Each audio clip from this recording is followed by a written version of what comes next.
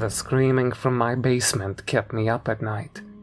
The women I had kidnapped and chained down there often wept or yelled until dawn, and I knew things couldn't continue like this.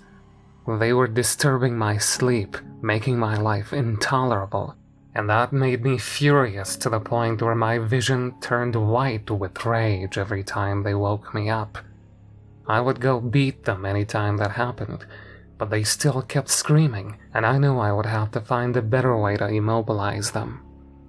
I had originally bought barbiturates, benzos, and fentanyl off the dark web. I also bought medical supplies like plastic tubing, as well as machinery to titrate IV drugs. After a few experiments gone wrong where I accidentally overdosed a couple of them and had to administer Narcan, I found I could keep them incapacitated with a low dose of fentanyl combined with high doses of IV benzodiazepines. But then, my dark web connection disappeared, likely busted by the DEA or FBI, and I knew I had to find another way. I read about legal drugs, and one of them caught my eye. It was a red and white mushroom by the name of Amanita muscaria, commonly called fly agaric, a mushroom that appeared in pop culture references from the Smurfs to Alice in Wonderland to Super Mario Brothers, but one that almost no one realized was psychoactive and totally legal. It had incapacitating effects, often causing out-of-body experiences and catatonic states. "This is perfect," I said to myself, smiling and feeling elated.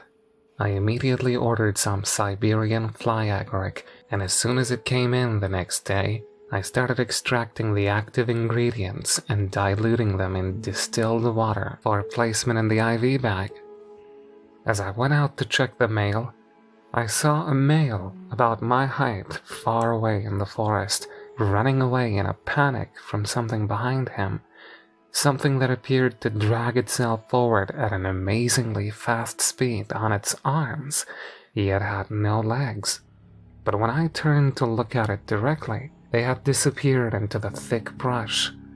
I had no neighbors, the nearest one being over a mile away in the other direction. So I wondered who would be out here. I lit a cigarette and stayed on my porch, watching and waiting. But after no more sightings or noises came, I gave up and went back inside. Whistling to myself, I brought the IV bags down to the basement. The 3 women I kept there were currently all quiet, likely either asleep or just staring blankly up at the ceiling. They were all naked, chained to the gurneys. I only unchained them when they needed to use the bathroom or eat, but then I would immediately chain them back up again. They were all beautiful, with blue eyes and blonde hair parted in the middle, lithe bodies, and very light Irish skin. I walked down the creaking stellar stairs, moving next to my nearest victim. I didn't usually bother to learn their names, but this one was a hitchhiker and had told me when I picked her up. She said her name was Allie, and that she was a college student. She was beautiful and young. She was sleeping when I started hanging the new IV solution of fly agaric up to the medical pole next to her bed. As the fluid began to drip through the clear plastic tubing, she woke up. Her deep blue eyes regarded me with hatred for a moment, then she turned away, not saying anything. Her face had a look of hopelessness and despair on it that I had seen dozens of times before.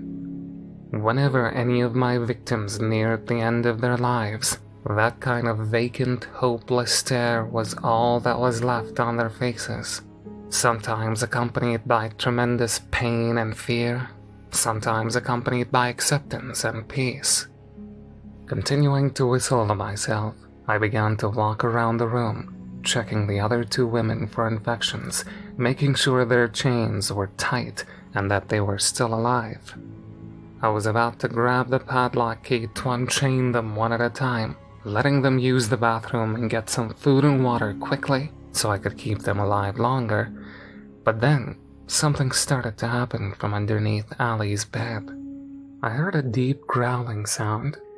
Spinning around, I saw Allie's pupils had expanded to cover her entire irises. Her eyes were staring blankly past me with a 1,000-yard stare, and the room seemed to shimmer and glow around her. Underneath her bed, I saw a face with dozens of glowing white eyes staring out at me from the shadows. I backed up slowly, reaching into my pocket for the switchblade I always carried on me. It used its front limbs to crawl out, leaving a trail of reeking blood behind it and filling the room with the smell of iron and rot. The monstrosity looked like it was rotting from the inside. Its skin fell off in fetid bluish-purple layers. Its mouth was full of blackened teeth embedded in sickly brown gums. But its dozens of eyes were what truly caught my attention. They were all blue, just like the eyes of my victims. Some were icy blue, like an Alaskan lake, while others were the deep blue of a tropical ocean. To my horror, I could even recognize some of the eyes and which of my previous victims they had belonged to. It dragged itself forward at a tremendous speed using its arms, with exposed muscle and bone showing through the worn, decaying layers of maggot-infested skin that covered them. It had no legs, but only bleeding stumps that left 2 thick trails of blood behind it on the floor. It had no clothes on, but the decay and constant squirming of maggots and insects in its body gave it a unique covering all its own. "You can flee," it said to me with dozens of overlapping, harsh voices. "But I know you better than you know yourself. You think you are evil, but the true evil is coming that will tear you to pieces. Run!" The last word was so loud that the entire cellar shook, sending clouds of dirt falling down from the ceiling, and I turned and ran up the stairs. I heard a rapid, scuttling, dragging sound as the monster behind me gave chase. I ran right through the cellar door, not even stopping. It slammed against the wall, shutting itself again from the impact as I passed by. I ran out into the kitchen and towards the front door. "Jack!" it said to me, dragging my name out as it slid on its belly behind me. I had just gotten to the last lock, the turnkey on the doorknob, when I felt it grab my leg. I kicked back as hard as I could, smashing the bottom of my steel-toe boot directly into its face through pure luck, and I felt the knob turn suddenly. I flung the door open, but just as I was running through it, I felt myself being pulled back by the grasping arms of the eldritch monstrosity behind me. It spun me around to stare into its rotting face. I felt like I could do nothing for a moment but look into those countless eyes. Then, with a superhuman speed beyond my vision, it rapidly bit my right thumb off with its blackened teeth. For a moment, there was no pain, just shock. I stared down at my spurting hand, the blood soaking into my white shirt. Then a fiery, burning sensation shot up my arm. Screaming and thrashing, I fell back through the door, kicking with all my might at the thing's eyes and face. But though I made contact over and over, it just started laughing, a demonic and deep sound that rattled the windows and doors of the house. Laying flat out on my back on the porch, I began to scoot backwards as fast as I could while it came towards me. Fumbling in my pocket, I found the key for the deadbolt I kept on the basement door, pulled it out, and unthinkingly shoved the piece of metal into the center of its eyes. It made a direct hit into one of them, sending warm, vitreous fluid covered with squirming maggots shooting out onto my left hand. The smell was so pungent, and the sensation of the insects so horrifying that I started to gag, but it bought me enough time to push myself up and begin sprinting into the woods. I held my mutilated hand with my good one, wrapping the cloth of my shirt around it to try to slow the bleeding. I knew if it kept spurting like it was, I would begin to lose consciousness from the blood loss, and then that thing would have me. The daylight was growing soft and weak as the sun set, but it was enough to see the brushes and brambles as I ran blindly ahead. After a couple of minutes, I came into a clearing where I saw myself standing in the center of the field. I stopped suddenly, looking behind me for the creature, but there was no sign of it. Then I turned back to me and started moving forward.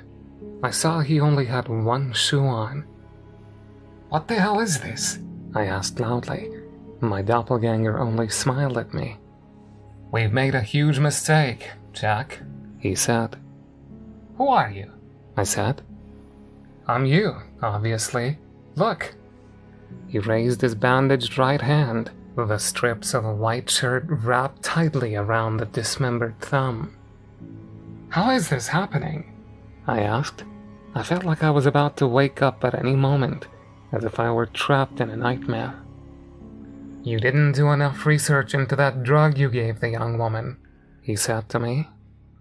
"Not only did you accidentally kidnap and torture a psychic who has supernatural powers, but then you gave her a drug that causes time loops and out-of-body experiences. Her mind is so powerful that it is disrupting the flow of space and time all around us. You are now caught in the same loop that she is subjected to inside of her nightmare state." I shook my head. "That sounds totally impossible," I said. "There's no such thing as psychics." "Well, before today, we also thought there was no such thing as monsters. Yet didn't you see the one that just bit off our thumb? It had the eyes of every girl we've killed. She has recruited their spirits and pieces of their decomposing bodies to reform into a vessel for justice. You're being hunted, and you don't have much time. You have to listen to me and stop asking questions." I nodded at him, and he went on. "Your only chance now is to run out the clock. That drug, the fly agaric mushroom, only has enough active chemicals in that one bag to keep Allie in a time loop for 20 or 25 hours, depending on how fast the drug begins to wear off once the IV bag is depleted. If you can survive the entire time, you might be able to make it out of this alive. Her powers should start to fade back to normal once the drug has dissipated." He turned, looking. "Did you hear that?" I was about to respond, saying that I didn't hear anything, but then I realized I did hear something. It sounded almost sub-audible, like the tremors of an earthquake deep underground, just out of the reach of human hearing. But as I listened, it grew louder, and the ground started to shake. Thousands of black, decomposing hands began to reach out of the ground, sprouting from the forest clearing like rows and rows of corn stalks, and I screamed in terror. I was much closer to the forest than my doppelganger, so I began to back away rapidly. Some of the hands grabbed at my jeans and shoes, and I lost one shoe in the process of escaping.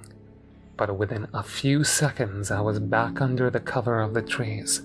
My doppelganger wasn't so lucky. He tried fighting, kicking at the nearest hands and pulling his switchblade from his pocket, which he used to begin stabbing and slicing at the dozens of hands that now grabbed his legs, feet, and torso. I saw black liquid dropping from the slices he made, but the hands were totally unaffected. They began to return to the earth, dragging him down with them. He shot me one final terrified glance before he disappeared beneath the ground. "Found you," a monstrous gurgling said from behind me. I turned around and saw the monster there, one of its eyes deflated and still dripping. Its mouth opened in a grin that stretched across its face like a Glasgow smile, its cheeks ripping open from one corner of its face to the other as its grin kept widening. "Please, leave me alone," I said, using my good hand to pull my switchblade out of my pocket. "I don't want to hurt you, but I will if I have to. I have no fight with you." The thing laughed, a deep and disturbing sound that echoed through the rapidly darkening forest.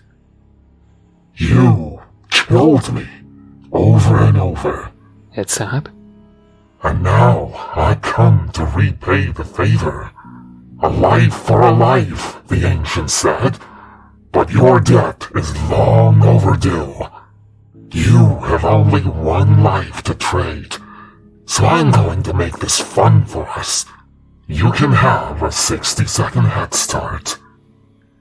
I turned around and sprinted blindly across the forest until I eventually found an abandoned shack. I took out my phone and tried calling for help. I called 911, but the only voice that came through was the voice of the monster, gurgling and laughing. The internet worked, so I began to write up my story. I know I can't survive for 24 hours. I've seen myself die already. These things are just toying with me before they finish me off for good. I just wanted the world to know what happened to me, though. Maybe I do deserve to die, but at least I can give others a warning. Stay away from the fly agaric mushroom.